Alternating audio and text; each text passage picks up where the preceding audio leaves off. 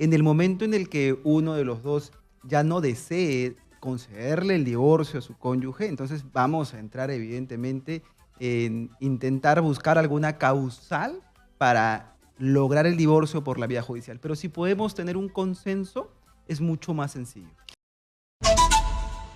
Nos vamos a ir a nuestra secuencia utilitaria. Le doy la bienvenida rápidamente a Hugo Granda, abogado civil. En nuestra secuencia Usted tiene derecho. Hugo, hola, ¿cómo estás? Bienvenido. Hola Karina, qué gusto estar aquí nuevamente. Muchas gracias por estar aquí. Ahora vamos a ver los divorcios. Los divorcios en el Perú y los divorcios y los matrimonios, ¿no?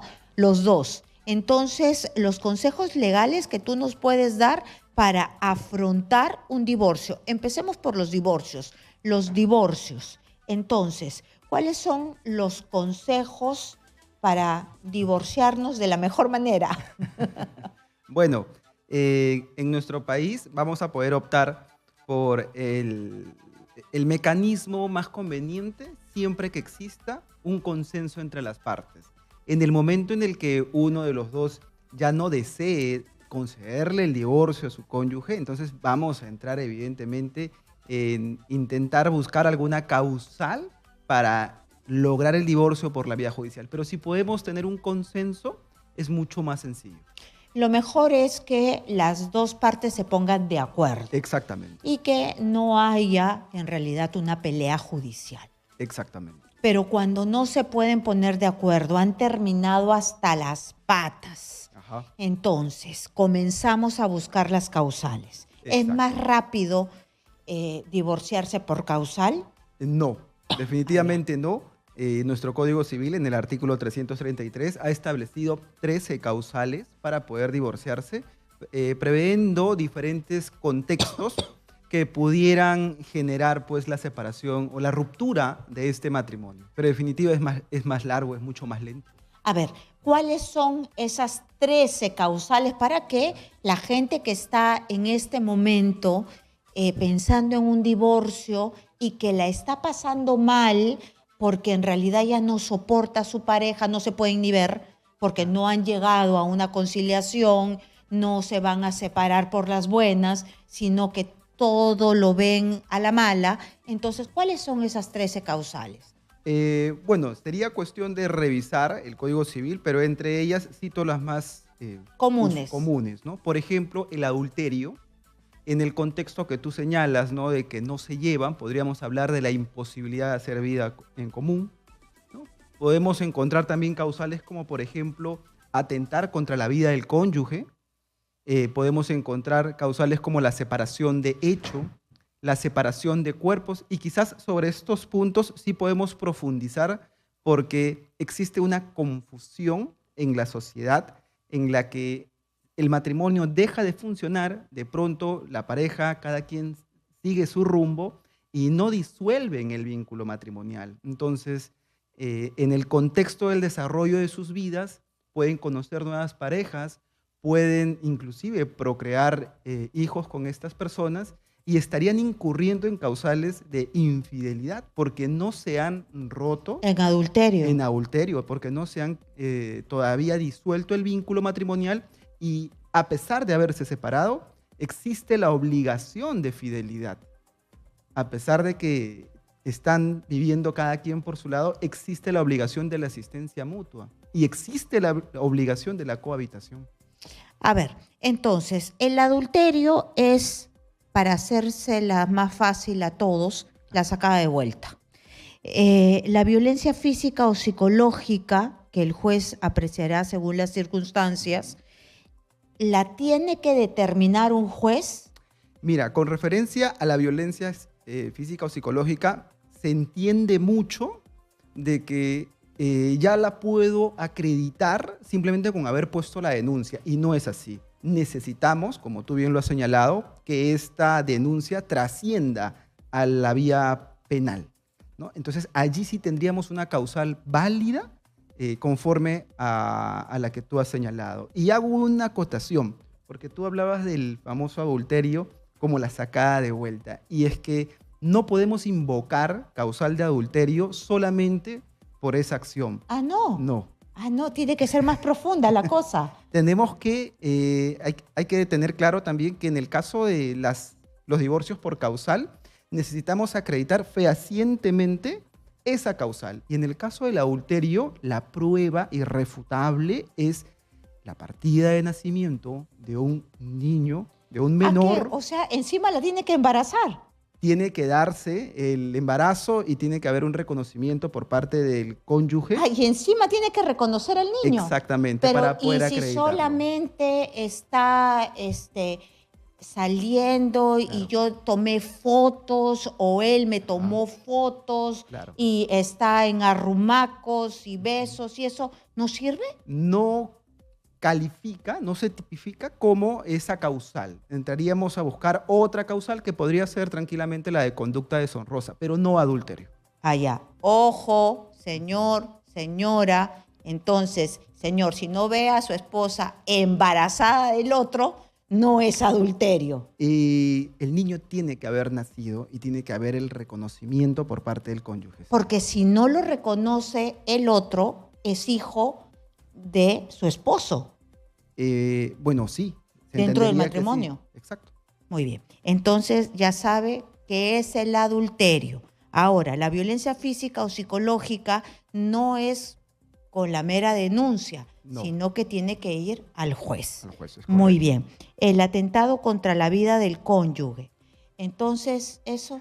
Bueno, estos casos que quizás podrían tener un símil con el tipo penal de feminicidio, ¿no? Que estén muy cercanos a ello, entonces entraríamos en este tipo de causales. Ya, entonces el atentado contra la vida del esposo o la esposa ya es algo que ya es extraordinario, porque estás casi entre la vida y la muerte. Claro. Muy bien. La injuria grave que haga insoportable la vida en común. ¿Qué es esto de la injuria grave? Porque debe también tener algunos aspectos claro, para que califique como injuria grave. Bueno, hay que entender como injuria al insulto, ¿no? Al insulto que va a ir en contra de la integridad, sea física o psicológica de la persona. Entonces, cuando estamos en ese contexto, podríamos invocar esta causa. Pero ¿cómo la pruebo? Porque todo claro, es necesario probar. Bueno, deberíamos tener grabaciones, de repente conversaciones de WhatsApp. Hay que dejar en claro también a tus televidentes de que en los procesos de divorcio, las conversaciones de WhatsApp son medios de prueba que sí se admiten en el proceso judicial. Mi recomendación es que legalicen estas conversaciones en notaría para que se pueda acreditar la fecha cierta y estas pruebas puedan actuar de manera más fehaciente. Pero una injuria grave es un insulto, porque para mí sí podría ser una injuria grave. Sí, eso es básicamente el contexto en el que podemos invocar esta causal. Muy bien. Abandono injustificado de la casa conyugal por más de 2 años continuos. 2 años continuos. Claro. No solamente es que voy y lo denuncio por abandono de hogar, sino que tiene que pasar los 2 años. Y aquí de pronto, Karina, lo más resaltante es el término de que tiene que ser injustificado. Porque, por ejemplo, una persona que está casada con un marino mercante, por ejemplo, claro, que suele salir, ¿no?, por temporadas muy largas, no podría invocar esta causal. A ver, conducta deshonrosa que haga insoportable la vida común. Aquí entramos justo en el contexto que tú señalabas inicialmente, ¿no? E inclusive yo recuerdo haber visto hace algún tiempo atrás en el estudio un caso en el que la señora había descubierto que su esposo tenía pues una frecuencia muy recurrente a las casas de cita, a prostíbulos. Entonces, este tipo de acciones también calificarían para invocar la causal. ¿Y le dieron el divorcio? Sí. Muy bien. A ver, también está el uso habitual e injustificado de drogas, alucinógenas o sustancias que puedan generar toxicomanía, salvo lo dispuesto por el artículo 347, que debe ser la prescripción de un médico, ¿no? Claro, el aspecto determinante en esta causal es que se tiene que acreditar que el uso de estos estupefacientes no sean dentro del contexto de la salud. Porque hay que comprender que los fármacos también tienen una dosis, ¿no? Y si podemos acreditar con un examen que esta persona hace uso de otro tipo de drogas. Pero un drogadicto, ¿no? O sea, que sea un drogadicto. Muy bien. Enfermedad grave de transmisión sexual, transmitida después de la celebración del matrimonio, y no te la transmitió él, ella. Claro. Otra persona. Por ejemplo, en nuestro país, en el Perú, como parte de los requisitos para el matrimonio está que se tiene que presentar un certificado médico. Entonces, si se entiende que en el momento de contraer nupcias ambos estaban sanos y después de ya estar dentro del desarrollo del matrimonio, uno de los cónyuges pues tiene una enfermedad de este tipo, se presume que ha sido pues transmitido por su pareja. Bueno, entonces ahí sí se rompe inmediatamente. Bueno, invocamos la causal y tendremos que ir por la vía judicial. Con los elementos de prueba podemos lograr el divorcio. Muy bien, señor, señora, usted que se quiere divorciar, nos puede llamar. Nosotros aquí lo ayudamos. 251-9422 y el 940-800-800. Hay que tomárselo a la ligera porque ya sabemos que usted está pasando por un camino tortuoso. Así que si usted quiere y está y cae en alguno de estas causales, pues tiene cómo hacerlo más fácil, me imagino, ¿no? Tiene que pasar por el camino judicial, pero con una causal ya tiene al menos la prueba. Tiene la prueba, hay que tener en consideración también que en nuestro país la familia como institución está muy protegida, ¿no? Entonces, todo proceso de divorcio por causal va a tener que ser llevado por un proceso de conocimiento, que es la vía procedimental más larga, es la más extensa. Entonces, va a tomar un poco más de tiempo que si fuera por mutuo consenso. Muy bien. Luego también hay la homosexualidad sobreviniente al matrimonio. Es decir, no te dijo que era de una orientación sexual y se casaron. Y tú te diste cuenta en medio del matrimonio. Aquí lo difícil es poder tener pues los medios de prueba, ¿no? Por eso es que... No, de repente sí los tienes rápido, ¿no? Bueno, dependerá del contexto, ¿no? De cada relación de pareja y si es que los tienen normalmente, se acreditan con conversaciones de WhatsApp, con fotos y demás. Muy bien. Vamos a dejar las otras para recibir esta primera llamada telefónica. Y después seguimos hablando de las siguientes causales. Bienvenido, Exitosa. Hola, ¿cómo está? Hola, bienvenido, buenas noches. Buenas noches. Buenas noches, bienvenido, señor. ¿Cuál es su consulta? Enrique Hugo Granda lo está escuchando. Señor Hugo, buenas noches. ¿Cómo está? Muchas gracias por la atención. Por favor, mi señora esposa tenía medidas de protección hace 4 años y a raíz de eso me vi obligado a dejar mi casa ya y dejarle las llaves, llevando 2 policías de familia que hagan que comprueben que me estoy retirando con un documento. Y bueno, la cosa que ya vivo ya solo 4 años, en lo cual ya puedo generar mi divorcio automáticamente. Gente sufre con el tema de los divorcios, pero hay causales y acá se les estamos diciendo para aclarar dudas, ¿no? Nos estaba comentando el doctor Granda que en el Perú se encapsula, se protege el tema de la familia y que es bastante difícil divorciarse. Es un proceso judicial largo, no es mediante la vía procedimental ni sumarísima ni abreviada, ¿no? Entonces, eso ocasiona que a veces el divorcio por causal sea muy desgastante para las partes.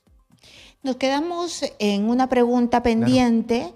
El señor te había preguntado que la señora le puso medidas restrictivas y que ya llevaba 4 años que si ya se podía divorciar.